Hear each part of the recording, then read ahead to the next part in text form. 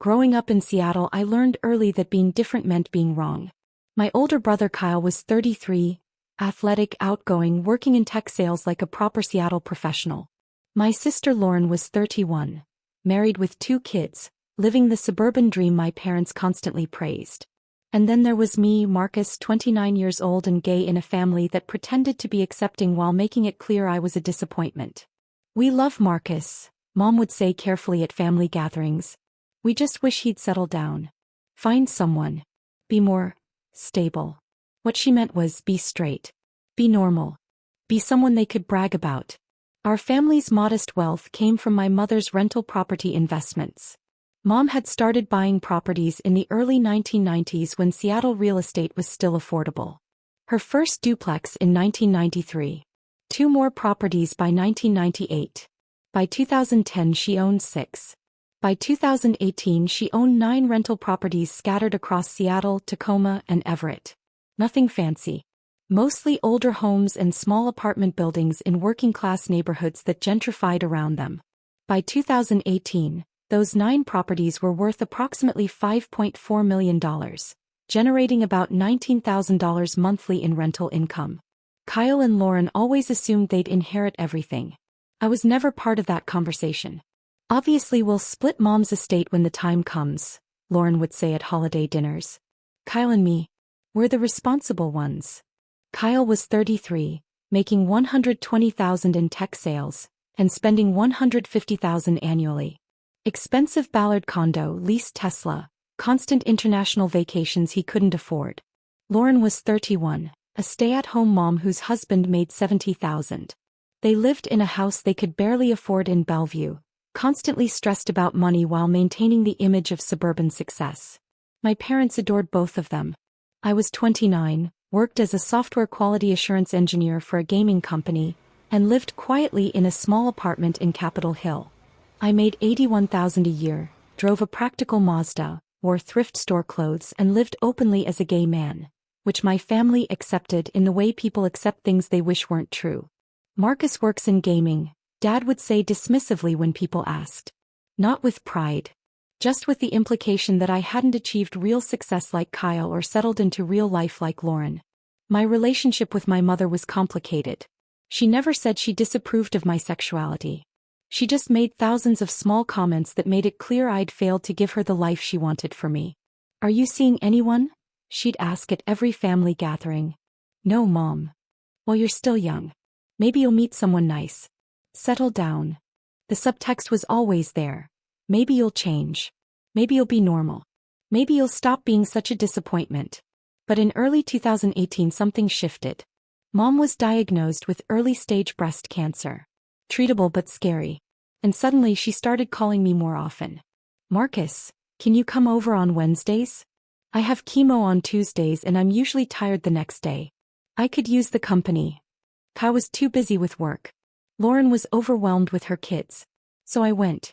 Every Wednesday for 18 months, from February 2018 through August 2019, I sat with my mother during her recovery days. We didn't talk about my sexuality. We didn't talk about my disappointing career. We just talked about her life, her fears, her regrets, her property investments, her concerns about the future. "Marcus," she said one Wednesday in July 2019, "Kyle has been helping me manage the rental properties for the past 2 years. He says he's optimizing revenue streams. But I'm seeing less income than I used to. Can you look at the numbers?" Quietly. I don't want to accuse him of anything, but something feels off. "Mom, I do software testing, not financial analysis." "You find bugs, don't you?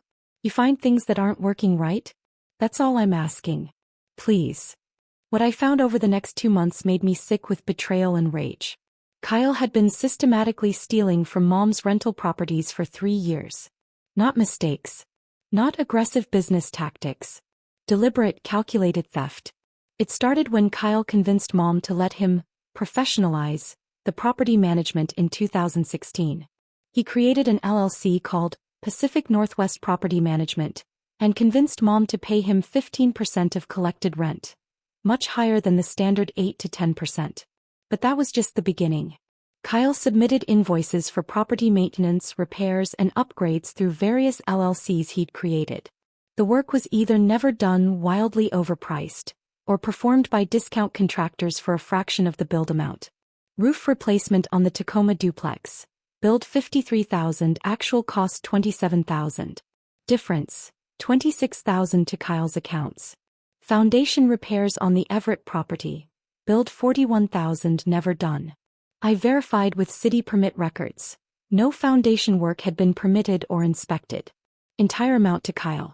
Siding replacement on the Seattle triplex. Build $67,000 for all 3 units. Only 1 unit was done, costing $19,000. Difference of $48,000 to Kyle. Then there were the rent discrepancies. Kyle collected market rate rent from tenants but reported lower amounts to Mom, pocketing the difference. I verified by contacting tenants. They confirmed they'd been paying significantly more than Kyle reported. Missing security deposits totaling $38,000 over 3 years.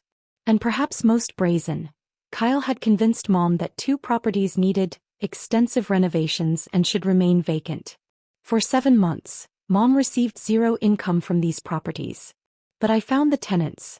They'd been living there the entire time, paying rent directly to Kyle's LLC. By September 2019, I documented $380,000 in theft over 3 years. I sat with Mom in her living room with printed evidence spread across the coffee table. Bank statements. Tenant interviews. Contractor invoices proving work never happened. City permit records showing no improvements were made. Your son has been stealing from you, I said, trying to keep my voice steady. Kyle has stolen $380,000 over 3 years. Mom looked at the evidence for a long time. Her hands shook, from the chemo or the shock I couldn't tell. Does your father know? She finally asked. I don't know. But Kyle's been telling everyone he's managing the family portfolio and learning the business. Dad's proud of him for it. Mom was quiet for several minutes. Then she said something I never expected. I'm going to deed all 9 properties to you, Marcus. Right now. Before I die.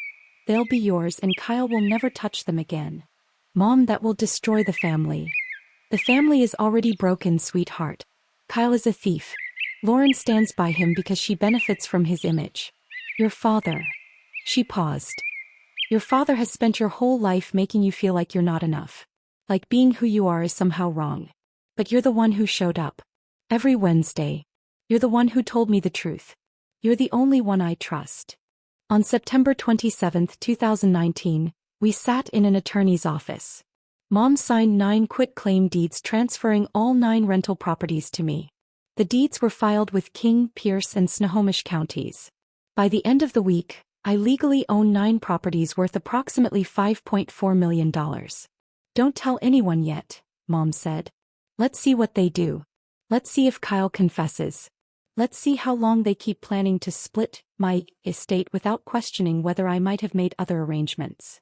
Mom, why are you doing this? You've spent my whole life making me feel like you weren't what I wanted? She took my hand. I was wrong, Marcus. I spent years wishing you were different when I should have been grateful you were honest. You're the only one who showed up when I was sick. You're the only one who told me the truth when you found theft. You're the only one who deserves this. What Mom didn't know was that I was already building beyond the properties. My software QA career was advancing steadily. By 2020, I had been promoted to senior QA engineer. My salary jumped to $97,000. By 2021, I was contracting on the side for indie game studios, adding another $35,000 annually. The 9 properties generated $19,000 monthly, $228,000 annually after expenses. I hired a professional property management company that was honest and competent. Every repair was real. Every dollar was accounted for. I lived modestly. Same Capitol Hill apartment. Same Mazda. Same quiet life with my boyfriend Trevor, whom my family had met exactly twice in 3 years. But I was investing aggressively. By November 2024, my net worth was approximately $6.7 million. The 9 properties had appreciated to $6.2 million. My investment accounts and contracting income added another $500,000. My family knew nothing. Mom died peacefully on October 28, 2024. The cancer had returned and spread. I was with her at the end, holding her hand. Marcus, don't let them make you feel small anymore, she whispered. You're worth more than all of them combined. Stand up for yourself. Promise me. I promise, Mom. The funeral was large. Mom had been involved in local business organizations for decades. Kyle gave an emotional speech about the woman who taught me about real estate and building wealth. I stood in the back with Trevor and said nothing. 2 days after the funeral, Kyle texted, "Family meeting, Dad's house, Thanksgiving Day, 3 p.m. Estate matters. Be there." I showed up exactly on time. Dad's house in Magnolia was full. Dad looking stern and organized. Kyle in an expensive suit projecting success. Lauren with her husband Brad, both looking expectant. My Aunt Carol and Uncle Mike. 2 cousins. No one had saved a seat for me or Trevor. We stood near the doorway. Kyle started without preamble. "We're here to discuss Mom's estate. Specifically her rental property portfolio. 9 properties across the greater Seattle area. Current combined value, approximately $5.4 million. Dad nodded approvingly. "Your mother built something significant. Lauren and I have been discussing the best approach," Kyle continued. "Given market conditions and our respective situations, we believe the smartest move is to sell all 9 properties and split the proceeds." "Split 3 ways?" someone asked. Kyle glanced at me dismissively. "No. Lauren and I will split it. Marcus abandoned the family years ago. He barely visited Mom. He showed no interest in the properties. He doesn't get a share." Lauren nodded agreement. "That's fair. Kyle and I were actually present in Mom's life." I almost laughed at that. Kyle visited maybe once a month. Lauren came for major holidays. I'd been there every Wednesday for 18 months. Dad spoke up. "I agree. Marcus made his choices. He chose his lifestyle over family. He doesn't deserve a share of what your mother built." The room fell silent, everyone waiting for me to object, to argue, to fight for inclusion. Dad, I just smiled. "Okay," I said simply. Kyle looked confused by my easy acceptance. "Okay. Yeah.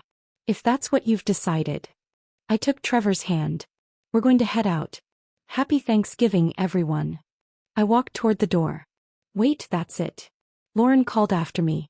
"You're not going to fight this?" I turned back. "Fight for what? You've made your decision. Enjoy your sale." Trevor and I left. As we drove away, he looked at me. "You okay?" "I'm perfect," I said, pulling out my phone. I had 3 missed calls from a Seattle number I recognized. My real estate attorney, Michelle Park. I called her back. "Marcus, thank God. Your brother just contacted me. He says he's representing your mother's estate and wants to list all 9 rental properties for sale. He's asking for access to property documents and tenant information." "What did you tell him?" "I told him I'd need authorization from the property owner. He said he is the owner as executor of the estate." I told him that wasn't accurate and I'd be in touch. "Marcus, he's also contacted 3 other real estate agents trying to get listings. File a cease and desist immediately. Send copies to all agents he's contacted. Make it clear that any attempt to sell, lease, or in any way transact business involving these properties without my explicit written permission will result in immediate legal action." "Done. Do you want to pursue anything else?" "Yes. Contact David Kim at Financial Forensics Northwest. Tell him I'm ready to move forward with the full investigation and criminal referral we discussed. I want a complete forensic accounting report on all financial irregularities from 2016 through 2019, with specific focus on the $380,000 in documented theft. I'll call him immediately. And Michelle?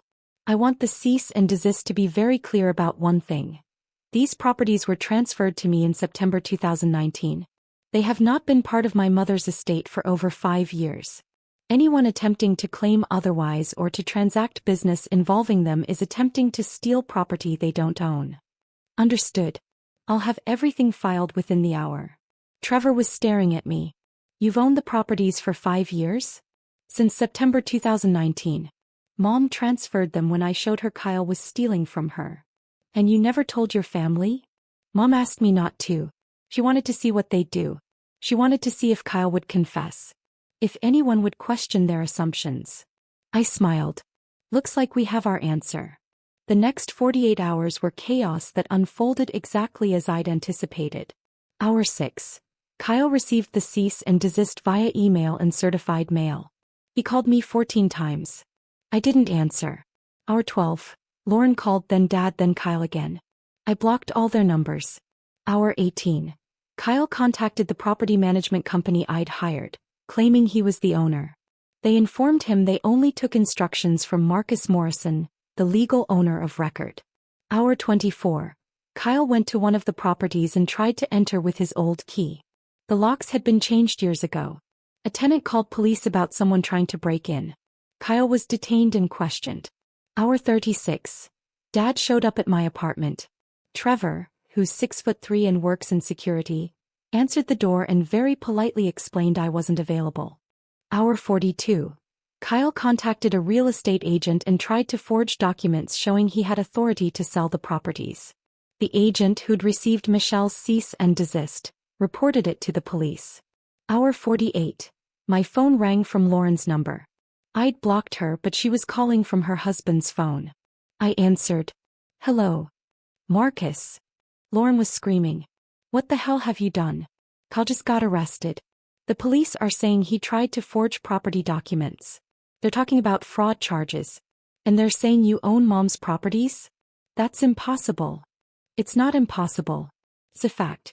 Mom transferred all 9 properties to me in September 2019. That's a lie.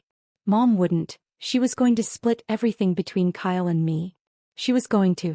Until I showed her that Kyle had stolen $380,000 from her over 3 years. Silence. That's insane, Lauren finally said, but her voice had lost its certainty. Kyle was managing the properties. He wouldn't. He did. Fake maintenance invoices. Phantom renovations. Unreported rental income. Missing security deposits. Completely fabricated vacancies while he collected rent from tenants living in supposedly empty properties. $380,000 over 3 years. You're making this up.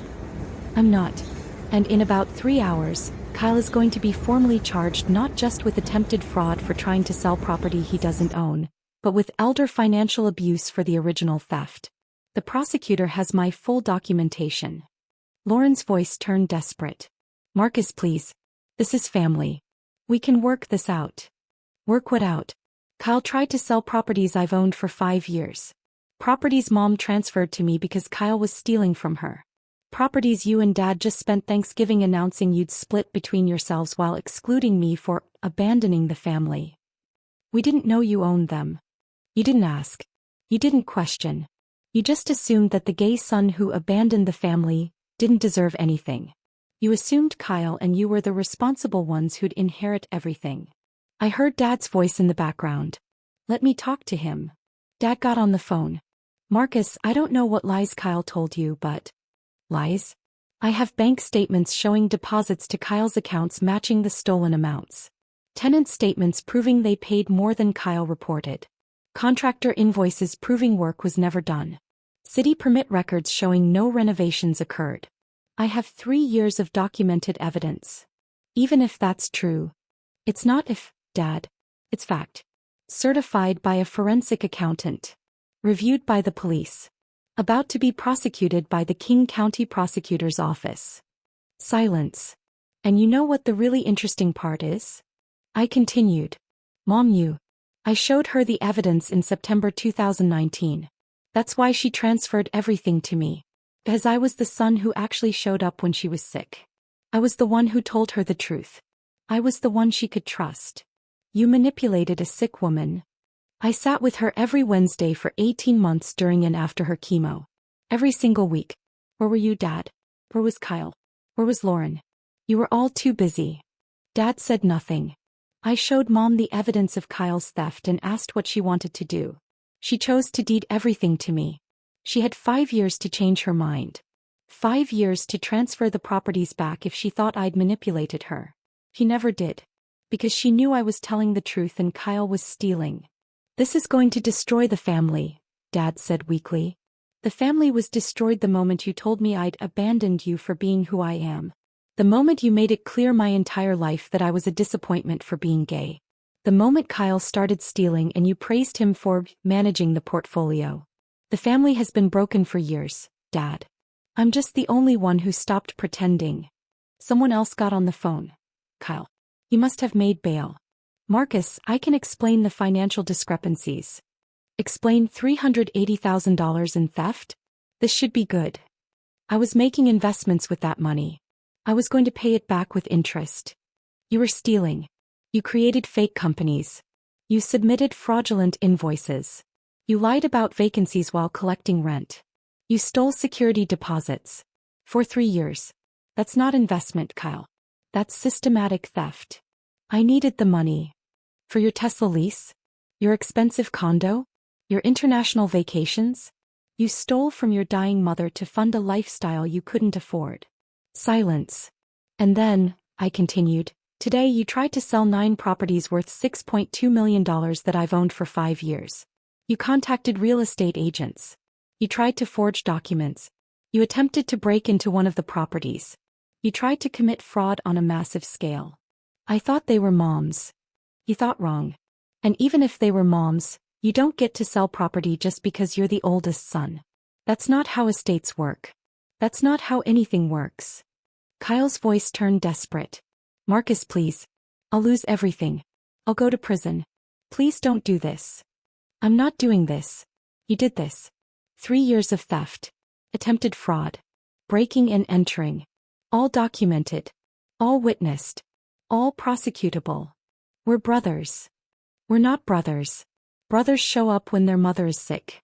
Brothers don't steal. Brothers don't try to exclude their siblings from inheritances. Brothers don't spend a lifetime making someone feel worthless for being who they are. I paused. You're just someone I used to know who happens to share my DNA. That's all. Dad got back on the phone. Marcus, surely we can reach some arrangement. What do you want? What do I want? I want the properties I already own and have owned for 5 years. I want Kyle prosecuted for the crimes he committed. I want acknowledgement that I wasn't the one who abandoned this family. You all abandoned me years ago. That's not fair. Isn't it? I'm gay, Dad. I've been openly gay since I was 22. 7 years. In that time, how many times did you ask about my life? About my boyfriend? About anything that mattered to me? How many times did you introduce Trevor as my partner versus just Marcus's friend? Dad said nothing. You spent 7 years making it clear I was a disappointment. That who I am wasn't good enough. That I'd never measure up to Kyle and Lauren. And then at Mom's funeral, you declared I'd abandoned the family and didn't deserve to inherit anything. You thought the gay son didn't matter. That being straight and married meant more than being honest and present. You thought wrong. I heard crying in the background. Lauren. Marcus, I have kids, Lauren said, taking the phone. They need their college funds. Brad and I are struggling. We were counting on this inheritance. You were counting on stealing property from me, I corrected. Property I've owned for 5 years. Property Mom gave me because I earned her trust while Kyle was robbing her. Please, Marcus. My kids. Your kids have parents who can work and provide for them. Just like Trevor and I work and provide for ourselves. You're not entitled to my property because you have children. Mom would have wanted. Mom did want. She wanted me to have the properties. That's why she deeded them to me. 5 years ago. She had 5 years to change her mind. She never did. Her wishes were clear. I hung up. Trevor was staring at me. You okay? He asked. I'm perfect. For the first time in years I feel perfect.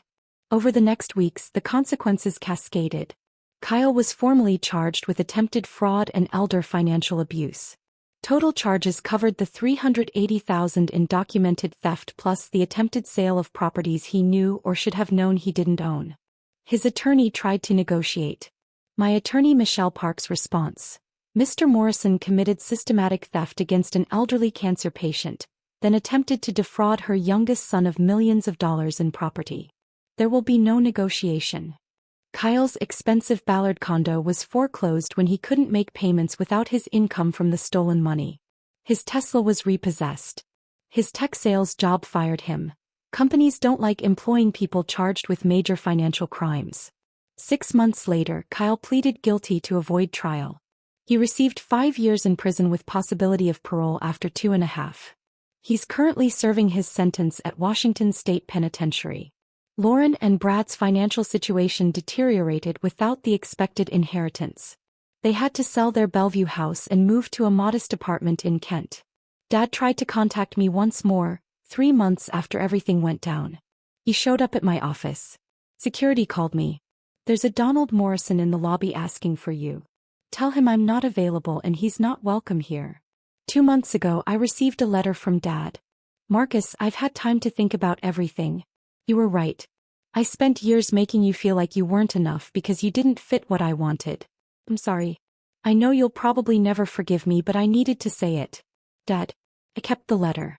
I didn't respond. An apology doesn't erase 29 years of subtle rejection.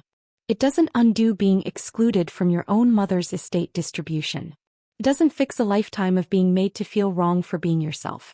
It's been 8 months since that Thanksgiving confrontation. I'm 30 years old now. The 9 rental properties are thriving. Under professional management, they now generate $21,000 monthly, $252,000 annually. The portfolio is worth $6.5 million.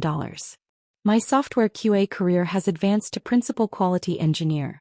My salary is $118,000 plus stock options. My contracting work adds another $45,000 annually. My net worth is approximately $7.3 million. Trevor and I bought a beautiful house in Fremont with a view of Lake Union. We got married last month in a small ceremony with friends.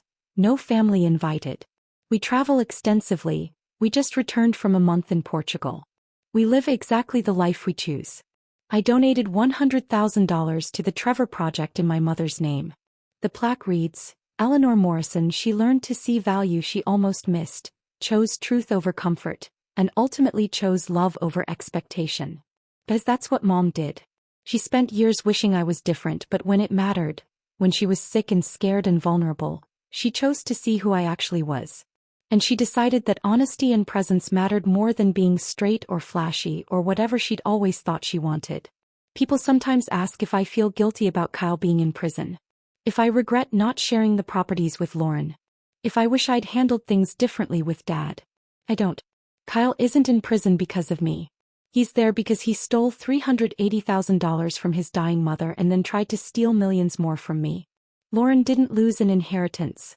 She lost property that was never hers, that she assumed would be hers while actively excluding me from the family. Dad didn't lose a son. He spent 29 years making it clear I was a disappointment, and he's now experiencing the consequences of that choice. I spent years believing I was the problem. That being gay made me less valuable. That being quiet and honest instead of flashy and charismatic meant I was wrong somehow.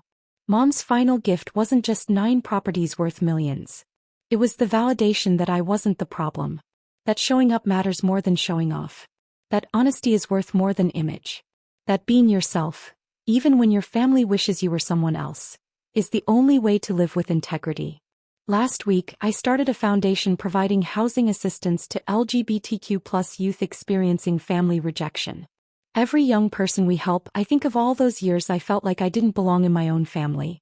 Every safe bed we provide, I honor Mom's choice to ultimately see me as I am. Kyle saw properties as a source of income to steal. Lauren saw them as an inheritance she deserved without earning. Dad saw them as irrelevant to the son he'd already dismissed. Mom, eventually, saw them as a way to make things right with the son she'd almost lost to her own expectations. And I see them as proof that being yourself, even when it's hard, even when your family makes you feel wrong, even when you're excluded and dismissed, being yourself is always the right choice. Because the people who matter will eventually see you. And the property you build, the life you build, the integrity you build, the honesty you build, that's yours. No matter what anyone else thinks you deserve. Mom finally saw me. He chose me. He trusted me. That's worth more than any inheritance. And I'll never forget it.